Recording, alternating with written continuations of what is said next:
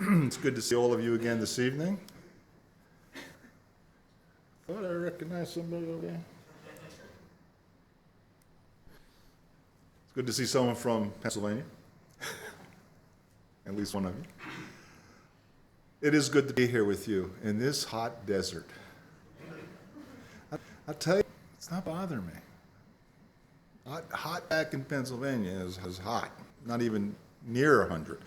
But let's get started. I want to welcome everybody to chapter 5 of Proving the Resurrection. In our last session, I'm stating that you may hear critics that actually claim that Christianity was forced upon people. They wanted to use it, somebody wanted to use it to control people. I know I've heard that. And obviously, there's no evidence of that at all. In fact, the evidence shows it's the very opposite of that, the exact opposite. People were being forced to reject Christianity, and that's a historical fact. And that's what we're talking about. We're looking at secular historical facts. The enemies of Christ, we saw two of them already, we read from them, so that we can look at that and show that these things are true as far as the evidence about Jesus Christ will point to the resurrection, so that our non-believing friend who's over here again this evening, we can expose this information to him. That's what we do with the evidence. We don't need it so much with each other, but we do need it to know it with those that don't accept the Bible the way you and I do. So, was there anyone then actually that played a role, not forcing, but major role in spreading the movement, Christianity? Was there anybody, any single person, an individual who we can look to and say this person is responsible for the majority of conversions to Christ throughout the Roman Empire? And of course, we know who that is. The Apostle Paul. I'm sure most of you know this, that not a single person outside of Paul had more influence on spreading the gospel to individuals throughout the Roman Empire. And we have historical evidence of that side of the Bible.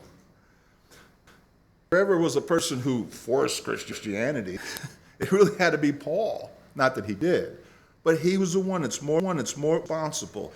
And I say that because not just in the Bible, but historically, Paul has been recorded as having that influence, the most influence than anyone else. Check it out. Britannica.com talks about Paul.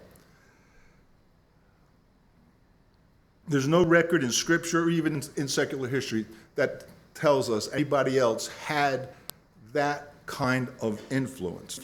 First century. That's a fact. Now here's the question. Could he have convinced anyone of anything without the resurrection? That's what the critics have to prove. That's what the non have to prove, that he was able to do all of this without the resurrection. In fact, it's harder to prove that than in the miracle itself. Looking at the historical facts and looking at it through logic. And that was a segue, a little choppy, but I had a segue about speaking about logic. I'm sure you're familiar with C.S. Lewis. Most likely you're familiar with the logical argument that he famously made in the 19th century? I guess not the 20th century. This is how his logic went. In fact, it went in favor of the divinity of Christ. This logic is used in favor of the divinity of Christ. He said that Jesus was either a liar, a lunatic, or a Lord of the Lord. He had to be one of those. It's often referred to as the 3 L's. I don't know if you've ever heard of it referred to as that. But he developed this argument using logic to prove his claim. Because Jesus claimed, right, that he was claimed as being God. His argument had a major impact during that time period. I think it was in the 40s or 50s. I forget. Look that up before mentioning it, but it was back then. The idea is this. that Jesus had to be these three possibilities. And for decades, it worked. It was real. No one could argue against it. You can't say that you believe Jesus was a great moral teacher while at the same time you're not going to believe that he was the Son of God, because a moral teacher can't teach people to lie. If he's a moral teacher, which some people, yeah, he was a good moral teacher, but he's not the Son of God. Well, then he's. I mean, that's the logic that Lewis was making, because Jesus claimed it. And so, how could a liar teach humanity to lie? I mean, it doesn't make any sense. How could a lie have the most positive effect on mankind in the history of mankind? No other person had as much effect on humanity, good or bad, however you want to look at it, from the non-believer's point of view or ours. No one had that, and that's his argument. And then in the same way, he said, how can a lunatic, a madman, a crazy man have that same effect, positive effect? That doesn't work either. Jesus could not have been someone who was insane. And so you're left with one option left. He was the Lord. That's the only conclusion that one to. Get to the next slide. So, in fact, non-believers and atheists, they couldn't really argue that. Obviously, you can't argue that. So they said, we got to come away with another. We got to get out of this mess we're in, because they don't want to accept Jesus Christ, because the logic cannot be argued against. And so they think they found another way. They found a way, an escape hatch, if you will, this argument. If you remember, this one is called the fourth L. They claim that Jesus was just a legend. That's all. Not a legend. Although they do agree that Jesus was a person. They agree that he he had followers, but it was all up. Because they can't deny the facts that he's a real person. He was crucified, as those things we went on a couple days, whatever that day was. But they say that all of the stuff about him was simply invented stories. Especially the myth, that's what they call it, that he is God. The myth of him claiming to be divinity. Therefore, he was just a legend. Okay, we got to back up here a little bit and figure out, what do we do with that? Well, that can't be true, that he was just a legend. Because historical facts that we were already looking at about the conditions of the world view of everybody concerning his message. Remember how we talked about that before, that the whole message of Christianity was foolishness. Remember, we talked about that. It's insane. You guys are crazy, you Christians. You're misfits. You're evil. Remember, that's it. So it couldn't happen that he was just a legend in a world like that. But there's also other problems with that thinking. And if you just look at it logically, if Jesus was a legend, who invented the legend? If it was a legend, didn't fall from the sky, the legend, a human being make it up. Well, it's only going to be one person who invented legend. Get to that slide. There it is.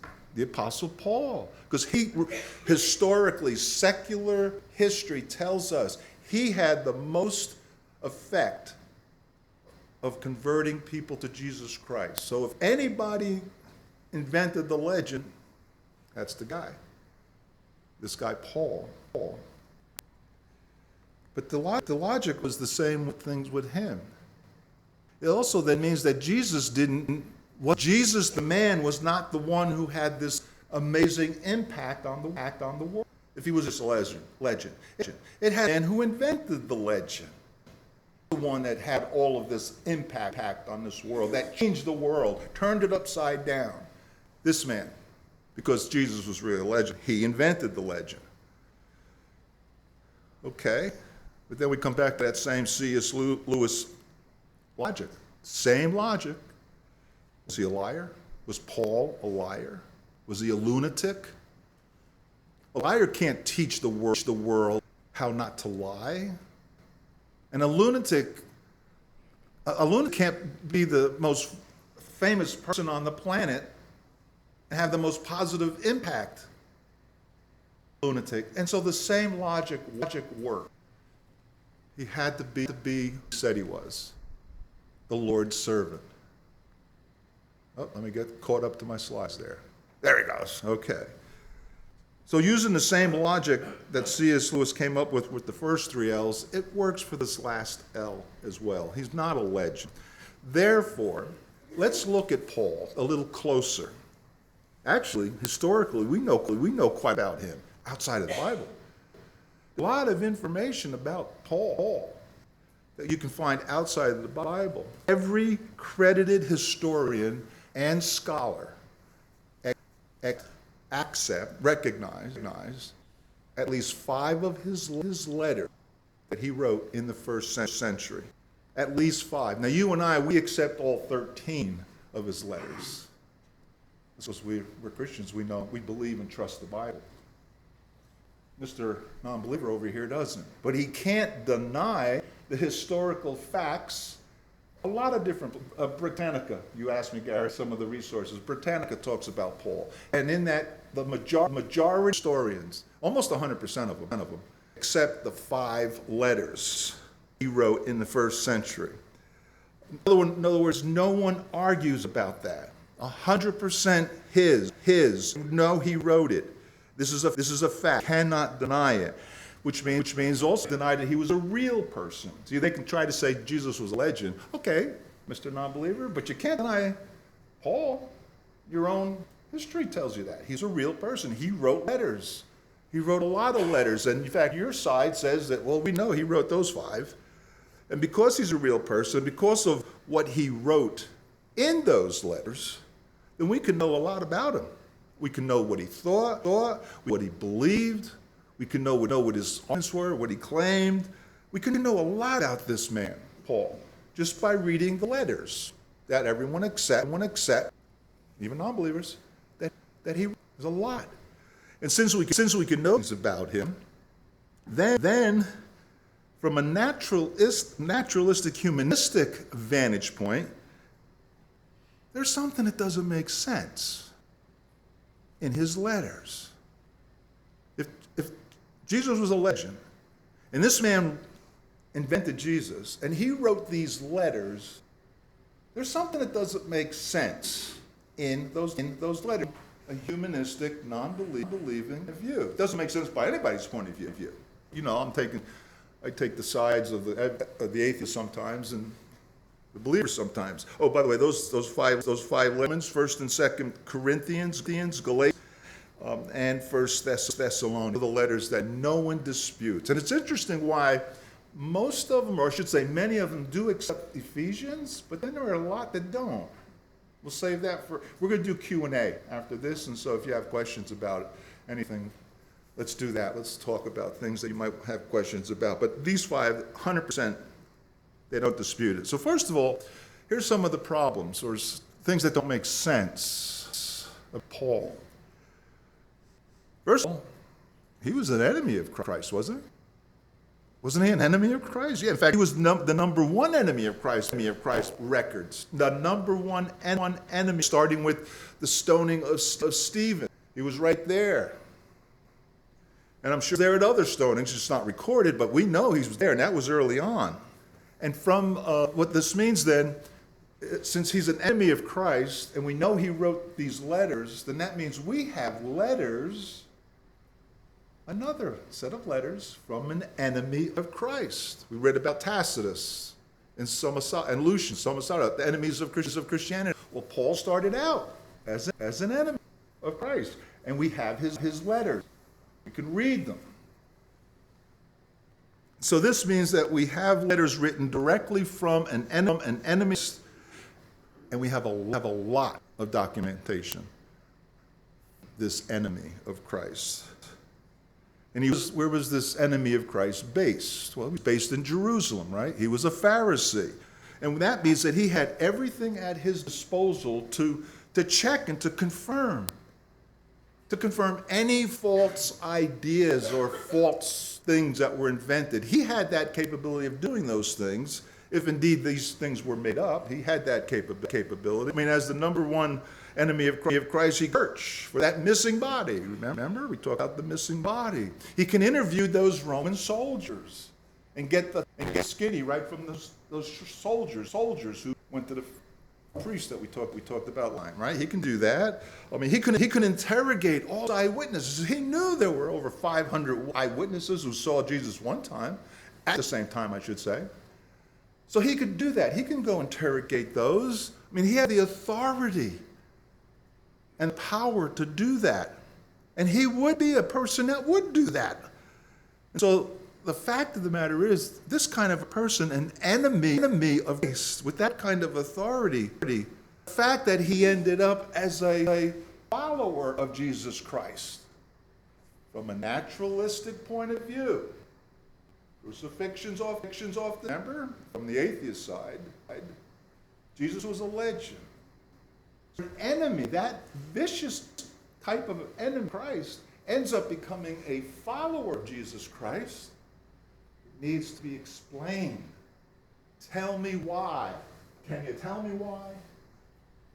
No, they can't tell you why. From that, we saw some of that last time. And this is the fact that this happened is not. This is not a significant little piece of information. But you're aware of that. Obviously, you've heard this before. His conversion needs to be explained because he was so adamantly against Christianity. And as a Jew, let me ask this question. You gotta ask questions. You see me asking questions, right?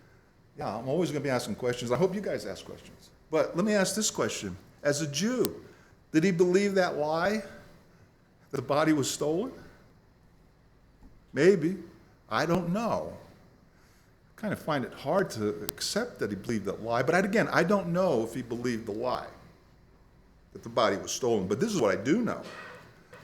For his conversion, Christianity was blasphemous. Any Christian professing what they believed about Jesus Christ was committing blasphemy. Blasphemy. Remember, this is what Paul was so passionate about. You're blaspheming God. The enemy of Jesus. And materially speaking, did he gain anything when he became a Christian, when he became the Apostle Paul? Did he gain anything? Of course not. In fact, he lost everything. He lost everything by becoming a follower of Jesus Christ. Again, why? And then he was executed for what he believed. He preached. He was killed for it. He never backtracked his testimony. He never recanted. He died for that. Why? I know you guys know the answer. But I'm just asking it. These are the questions you need to be asking non-believers. When you start presenting evidence, be more of a questioner. Be on the aggressive side instead of always being on a defensive side. I found that works better. So this is a major point. The fact of the story of this single man is just like the story of Christianity itself. It cries out for an explanation without the resurrection of Jesus Christ. We've already proved it already, haven't we? I think by 4 we already proved it. We're proving it more tonight when we look at the facts that some of us might not be aware of what it was like in the first century that could not have possibly happened without the resurrection.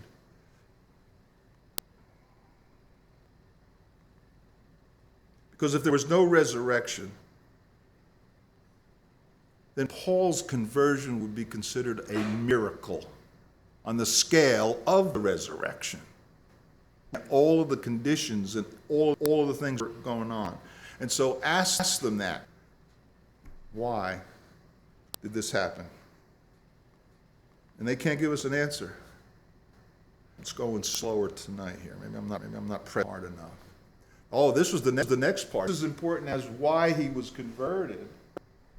The next point is, how could he have been so successful in that environment, during the first century in the Roman Empire. How could he be so successful in spreading this movement, which went against everybody's thinking, right? And so the story of Paul's conversion, why he was converted, is only argument. The other half is, how could he be successful in doing this? Going back to 1 Corinthians, verse 15. It's very clear. I'm sorry, 1 Corinthians chapter. It's very clear that it's not Paul's idea to preach the gospel. He didn't want to do that. It wasn't his idea to do that. It was God's plan to do that. 1 Corinthians 15, verses 14 and 15. And if Christ has not been raised, then our preaching is in vain and your faith is in vain. We read this a couple of times. We are even found to be misrepresenting God. We testified about God that he is Christ, whom he did not raise, if it's true that the dead are not raised. If Jesus Christ was raised and Paul invented him as a lamb, do you think he'd go on and continue about it since he was so dedicated to serving God with? I have to ask the question. He wouldn't go out and tell lies. Because that's what he's saying. We are liars if Christ has not been raised. And then you have in chapter 2 this letter that we see that he didn't have a powerful speech delivery. Not even close. Look what it says in verse 2, up to verse 1. And I, when I came to you, brothers, did not come proclaim to you the testimony of God with lofty speech or wisdom, and then dropping down to verse 3, was with you in weakness and in fear and muddling, and my speech and my message in plausible words of wisdom, in weakness, in fear, without being a professional orator, a speaker, a great speaker, lofty speech, without these great words of wisdom. And so that begs another question, looking at it through a skeptic's eyes. How could Paul succeed in perpetrating such a hoax? I've been told this is a myth. It's a hoax. And it would be if Jesus wasn't raised from the dead. We know otherwise. But now back in that first, how could he succeed, especially he was passing this story on to citizens of Rome who hated this idea. They were afraid of it. Remember, we talked about that. You Christians were frightening to them. You mean to tell me that this is going to be acceptable? The whole concept of resurrection is foolishness. And now you're starting to see why we're pulling this in. This is all starting to come together with what Paul was facing. This was repugnant. The action of Jesus Christ, the whole message, repugnant to the citizens of that at the time. We can't identify with that. Well, maybe we're going to start to identify in our society as it goes more down the road away from God. These people were not interested in believing in the resurrection of Jesus Christ. On the contrary, they would have been more motivated to reject what Paul is saying. Reject it. The conditions at that time were unfavorable. He was talking to people from different religious backgrounds, different political backgrounds, different social backgrounds, people of all different ages. No one had a reason to believe him blindly. On the contrary, as I said, it was easier to reject it, what this man was saying. So it looks like you have to choose. You have to choose which miracle do you want to believe? Do you want to accept the miracle of the resurrection? Or do you want to accept the story about Paul converting under those conditions? I mean, this is of the same magnitude as the resurrection. If you want to tell me that Paul succeeded in all of this and was so successful, and he went from being an enemy to a favored apostle, that's a miracle in and of itself if Jesus was not raised from the dead. So when you look at all of these natural conditions, you see that those things had to stop the movement. These things prevented the movement rather than moving it on or promoting it to help it. And if there was no resurrection happened, then Paul's preaching had rejected. He said that. Paul said that. If Christ was raised, then I'm a liar. Because he knew the answer that he was, but he's being specific about it, that if it didn't happen, you can't trust him. In fact, you'd have to discard every one of his letters if there was no resurrection. Because, now here's another point, if there was no resurrection, then what was his letters about? You know what his letters are about. But if there's no resurrection, do they make any sense? Well, to you and I, they do. But let's look at it from his point of view, the non-believer. If the resurrection didn't happen, some of those things do not make any sense at all. Talking from a secular point of view. So let's do an illustration. Let's look at it from the secular, a skeptic's vantage point. You know, to show you what I mean, I want to do this, a little role playing. I hear you guys do role playing around here. Kids do it. We're going to do a role play right here. We're not chopping off anybody's ear. Okay. So, it's very obvious to me. I've only been here. Well, I've been here since Tuesday, and I started off with him and seeing the rest of you guys. It is clear that you are a close-knit group, family, spiritual family, close, but also friends. You know each other very well. I can tell that from an outsider. It comes off real quickly. I can see that. So, let's imagine then for a moment that we're all together, all of us. We're at Lance's house, and we're really having a good time. We're enjoying his famous boneless ribs. Wow. We're enjoying ourselves. Now, we're not a church. We're just good, close family. A non-religious point of view, a skeptic's point of view. So we're all together, close, know each other. We're having this large gathering in their yard or in their home. Taking over his two homes, the second house over there. I'm sure you keep the Dr. Pepper over there, right? And he's cooking his famous pulled pork and ribs and everything else. And so let's say there was at least 30 of us, if not all of us, and we're enjoying ourselves, this close group. We're all together. But one of us is not here. Stan's not here. Forget he's here. Stan is in this great, I don't know if I had this on or not. This great get-together. Stan's not there. Stan's there. The elder Thompson's there. We're all there, but not Stan. And we miss him. And we're saying, where's Stan? Where is he? Well, he's been away on business trip for a few months. Okay, Stan does that. He does that. He goes off on business trips. And then we're all wondering, wow, coming back. We're close. I'm talking about we're a close-knit family, and we miss, he's the only one saying, we miss him. And all of a sudden there's a doorbell, the front doorbell rings. It's not Stan. It's a special letter from him. Now, since we're role playing all of this, Lance is going to read the letter because we're at his house. And he got the letter from Stan. And that, by the way, literally happened. Didn't Stan hand you that letter? You got it. Okay. And you're part of the role because you got a part in this. You've got to listen to this letter and you've got to treat it seriously because this is real. This is a real letter. This is real. We're a close-knit family. We're missing Stan. And we get this letter. Okay, Lance. I want to hear what letter you got. I want to hear what Stan had to say. Family, we got a letter from Stan for a while. Let's see what it says. It says, "Hello, family. Sorry I can't be there with you, but hopefully I'll return soon. I know you guys are doing great things, but you have to be careful, as I told you in my first letter.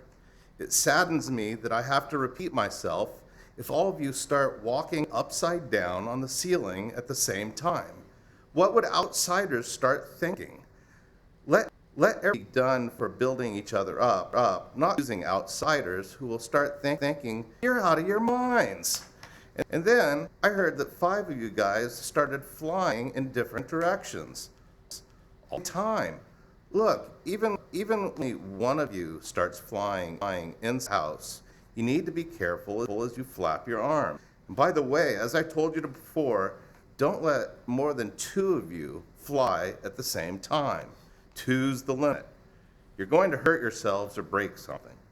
Finally, brothers, it's okay if you desire to fly indoors. And don't forbid walking upside down on the ceiling. Just be decent about it and do it in an orderly. Can't wait to be back. All soon. Stan. I'm seeing your expressions. We're scratching our head. What is Stan talking about? Oh, Stan's a little crazy, but is he that crazy? I mean, we can't fly. What is he talking about? Is he insane? Jan, is he that crazy? That's the point I'm trying to make. He never showed that kind of craziness before. And this letter makes no sense at all. Does it? I mean, no. He's either got to be crazy or it's a joke. But it was no joke to the Corinthians. You already know where we're going. The Corinthians didn't scratch their heads when Paul said, well, let's read what Paul said. If therefore the whole church comes together and all speak in tongues and outsiders or unbelievers enter, will they not say that you're out of your minds?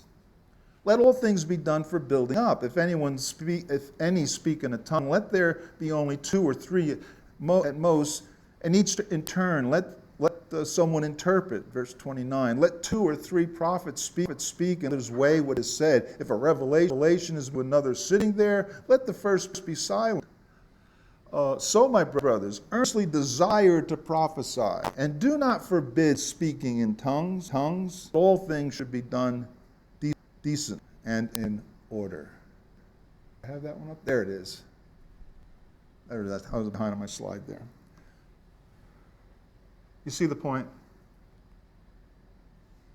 The Christians that were reading that letter for the first time, and every time after that, they weren't scratching their heads and, like we were when Stan's letter was being read, because they knew they had the gift of tongues. They had the gift of the spiritual gifts, prophecy, and other supernatural gifts. They weren't scratching their heads at all. I mean, really, doesn't that sound his letter? Yeah, it does. It sounds just like Stan's letter. Why? Because, and why didn't they get so confused or thinking that Paul was crazy? Why not? Well, because they were using their ability to fly. Well, in their case, the miraculous gifts. We had the flying part, if it was real. But this is real. Paul's not describing to them that's so foreign and strange and crazy. What they were doing, you're sitting there, what is he talking about? They're sitting there saying, we better get our act together and use these gifts properly. That's what they were thinking. If the resurrection never, there would never have been any Christians with miraculous gifts at all. And if Christ wasn't raised from the dead, Paul's letter would not have made any sense at all. Just like that letter didn't make any sense at all. We knew it was a joke, but they didn't look at it. They didn't see it as a joke because it was real. How could that have happened without the resurrection?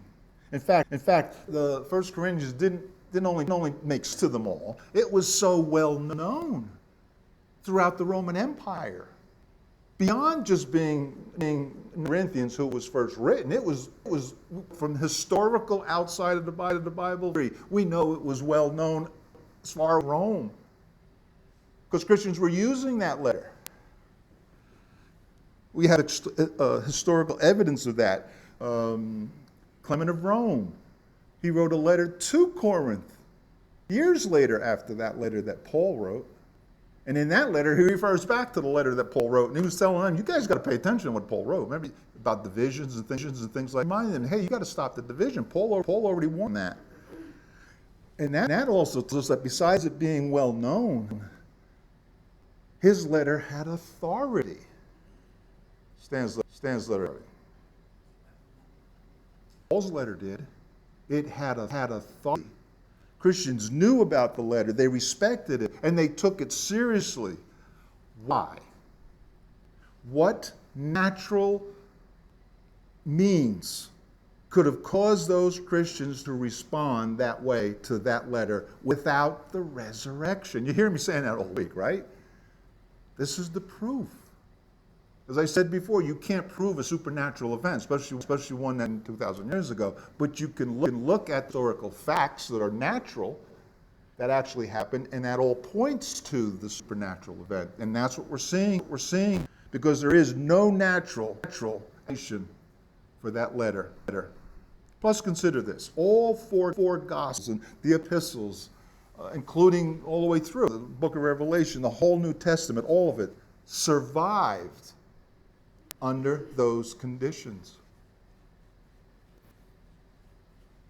The conditions of the first century.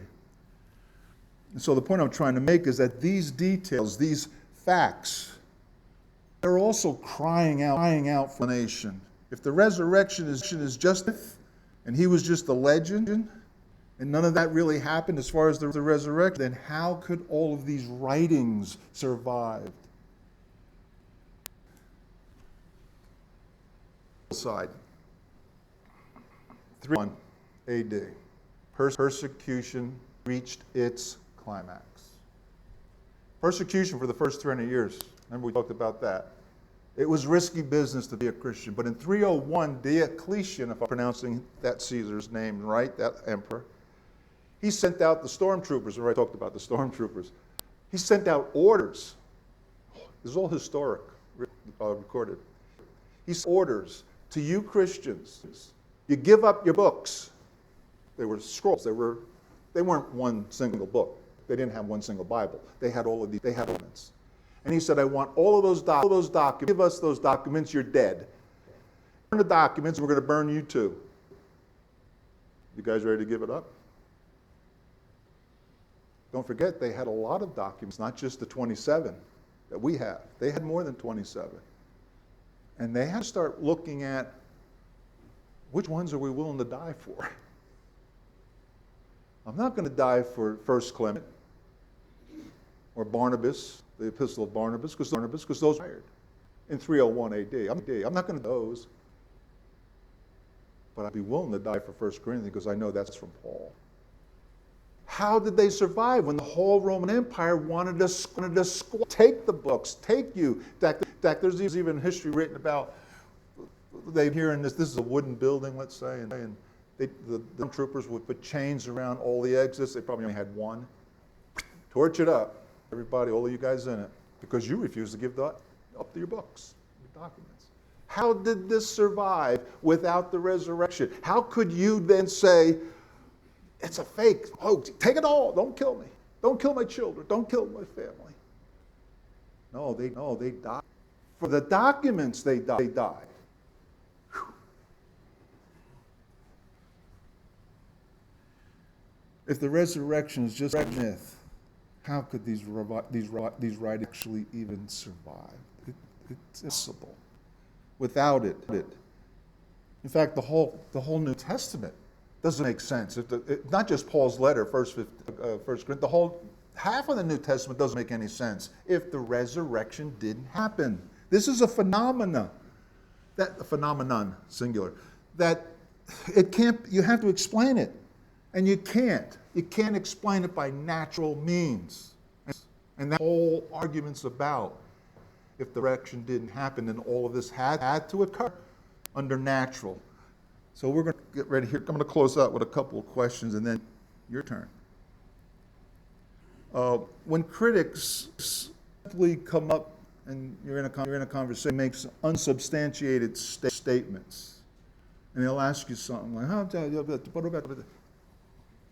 Don't even go to answer it. It's not going to work. Just turn around and ask them.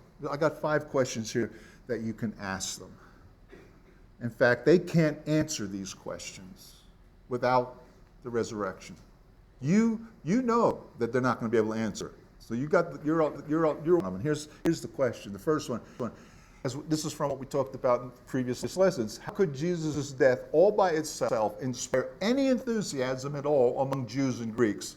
Ask them that. Or how about, how could a concept, just the idea of the resurrection, produce anything meaningful at that time, since it was against everybody's worldview? How about, why would the number one enemy of Christ become a loyal servant and give up his life? So you're asking him. Let him try and give you an answer. And you know he can't give you an answer. How about, how could Paul be so successful in spreading the movement against all odds? Finally, how could Paul's letters survive and even gain so much power to drastically change people's lives in the first century and turn the upside down? How done without the resurrection? And just let him answer that. You'll answer. How can any of these things happen, never mind all of them that we talked about so far, without the resurrection of Christ? It's impossible. There are just too many things that they just all are interconnected, that it's impossible for all of this to happen through natural means. Impossible. And in this research for a while, I'm trying to find theories and ideas, concepts that would try to tell us that, and it's coming up zero. Gary was asking about what references I've been using, a good handful of them. So at the end, when I'm all done, I'm going to send the PDF. There's a whole list of stuff.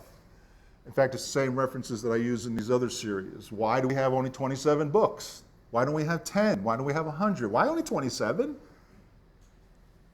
You can ask a question almost in every verse in the Bible. And you most likely will know the answer, but there'll be sometimes you don't. But others might not know it. So Bible class, ask the teacher questions. Not for his benefit, but that's how I learn, by asking questions. And then searching, where am I getting? And then you look for it. The Lord has given us all this evidence. He wrote the books through his apostles, through his prophets. That's the truth about Jesus Christ, about God, from beginning to end, right? The whole book. He also then created the universe, and we can know he exists because of those beautiful things we see in space. Thank you, Greg. He created the universe. We can know that. But we know what he wants and what he expects followers based on what he wrote. But he also left the evidence, physical evidence, not mostly. By the enemy of Christ, we got the evidence. What are you going to do with the evidence? What are you going to do with it personally? Don't bury it. You know that parable about the guy that buried the talent? The master wasn't happy with him. Well, this is one of the tools. This is one of the talents that he's given us, the physical evidence that exists on the planet that the atheist cannot deny. What are you personally going to do with it? Not me, because I got to do something with it.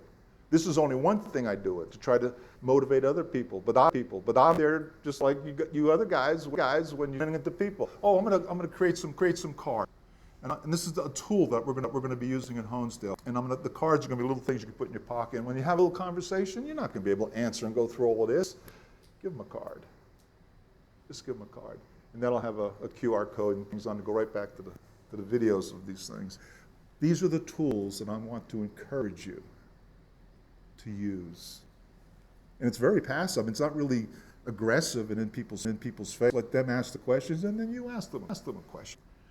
Okay, so in our next session, we're going to open this up for Q&A, but in our next session, we're going to look at, it's going to be our last session, chapter 6. Call it the final piece puzzle, but I also gave it a subtitle, The Science of the Evidence. You know, every time this is going to be my favorite one, but I started that, the first one was my favorite one. The second one, everyone's my favorite one. And I was going to say, I wouldn't save the best for last, but I can't because all of the best has already been going out. But this is the icing on the cake. We're going to go to our non-believing friend over here and follow the science with the evidence that we've been talking. This is going to be very interesting. It leaves this to me, and I hope it is you. We're going to meet a legal expert, a famous legal expert. Well, I haven't heard tomorrow night. I didn't tell you that, Stan. But he looked at all of this. He looked at all of the evidence, more than just what the time to go over the stuff we did. He looked at it everything. We're going to listen to him. He's going to get up here and say a few things.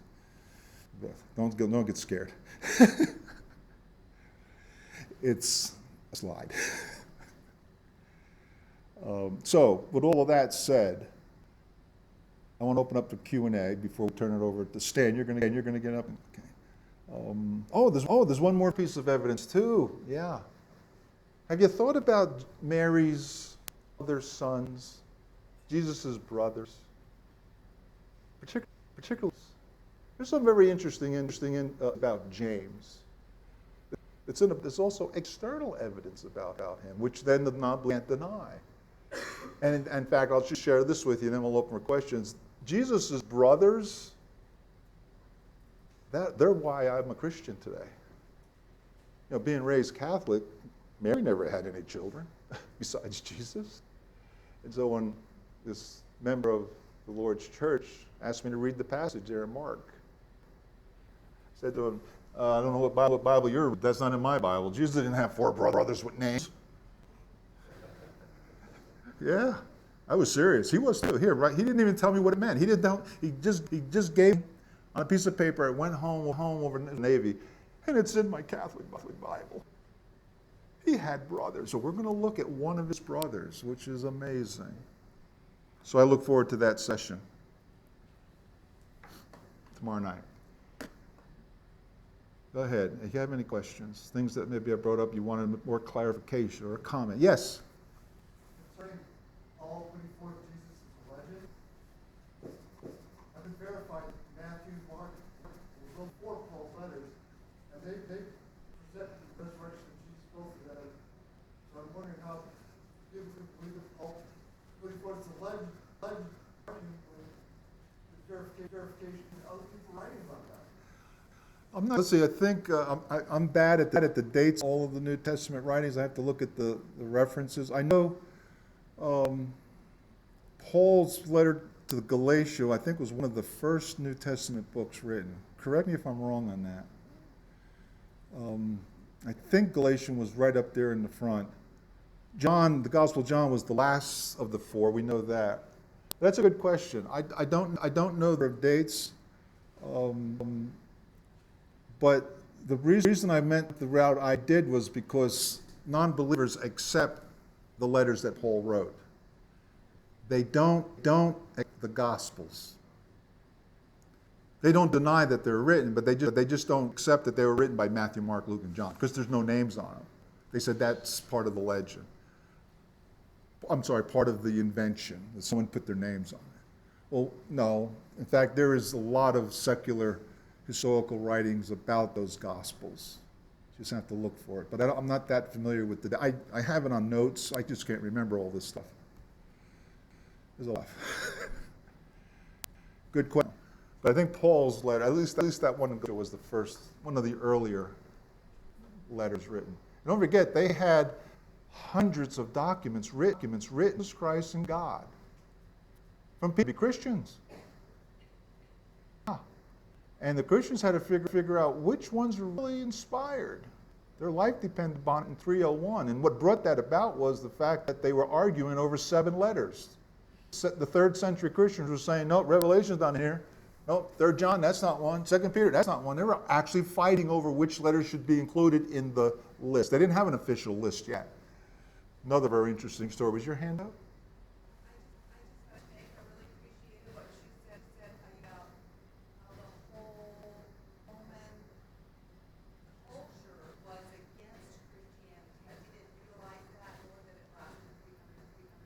Yes. I wasn't aware of it until I started reading and looking at this. I was just listening to other people. Don't listen to other people. unless you know who they are and they're Christians and you, but wait a minute. What did the Bereans do? They didn't even listen to Paul. Well, they did, but they said, I'm going to check you out. Check us out, right, John? Check us out. I tell that to everyone. Don't take my word for it. I make a mistake. It's understanding. We can work it out. Question. Any other questions? Now, I was told Lance would have a question. What, a joke? No question? You're that good of a teacher. I'm sorry? You're that good. Oh, thank you. I appreciate that. I am really passionate about this because of my background and my family. Besides my brother, I converted him a number of years ago, but besides him, the rest of my family they disowned me. And I'm sure that's not unique to me. You guys are facing the same thing. But to me, that was an advantage because I look at everything in the scriptures as an outsider. I play both roles. When I'm with an atheist, I'm like an atheist. When I'm with an agnostic, I'm like an agnostic. When I'm with a Christian, I'm then like a Christian. Similar to that. And so I have a little to that. Really look forward to some questions. Look again tomorrow night. If you have questions over the night, write them down. Because sometimes you just can't think about it. Was there a hand back there?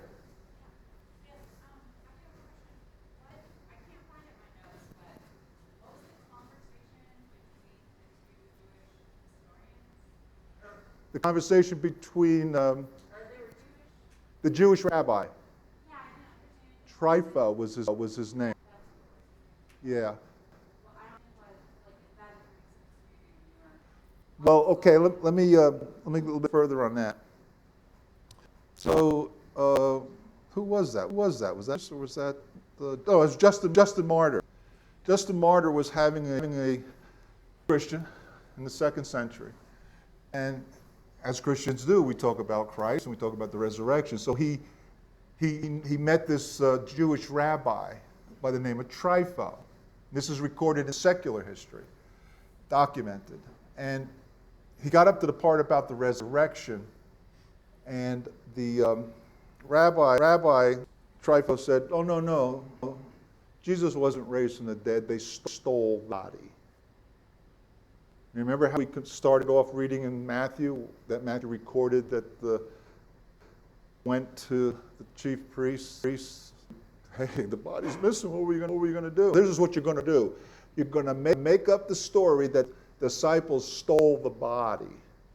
Well, that's recorded in the Bible, and we accept the Bible, but Mr. Non-believer does not. Oh, no, that was all made up. No one ever really fell for that. It was just made up. So that's why I went to this from the 2nd century, the middle of the 2nd century, 100 years after the empty tomb, that conspiracy theory was in existence. It wasn't just Matthew that wrote it. We accept it, that Matthew wrote it, and it's true. But skeptics will not, unless they can see it in secular history. Isn't it interesting, though? We don't trust secular history, do we? I don't trust it as much as I trust the truth. That's because we've come over to that side, but they're not there yet. So that story, I threw that in to show that that conspiracy theory was still going strong 100 years after Matthew wrote it. Does that make sense? And so when I finished the work that I was doing up at the state prison in Waymart, Pennsylvania, first time I ever had that opportunity, 14, 15 months as not a rabbi. I was there as a chaplain. But the director who hired me, brought me in, he is a very Orthodox rabbi. And boy, I had some good conversations with him. He says the same thing. 2,000 years later, he believes the body was stolen. We know it wasn't.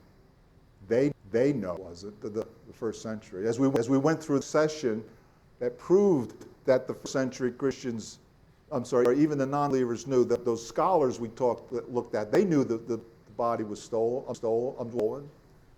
You got to start, I know there's information we went through, and you refer back to these videos once they're available. Oh, if I can get the videos from you, because then what I can do, unless you already have the software to do it, I have software where I can then add the transcripts from that video and set it up in chapters. Makes it easy then to find specific things. Once you have the videos available, I'd love to do that if I can. Yes, yes. What do you consider to be the biggest scripture None. Not from the atheist point of view. From my point of view, it's everything that Isaiah said and true. That's from me. But when I was Gnostic, that wasn't really matter at that time in my life. So that's what you got to look at. How do they look at it? But to me, what Isaiah said, I mean, other prophets too. Joel. Thank you very much. You have more questions? I'll hang around afterwards.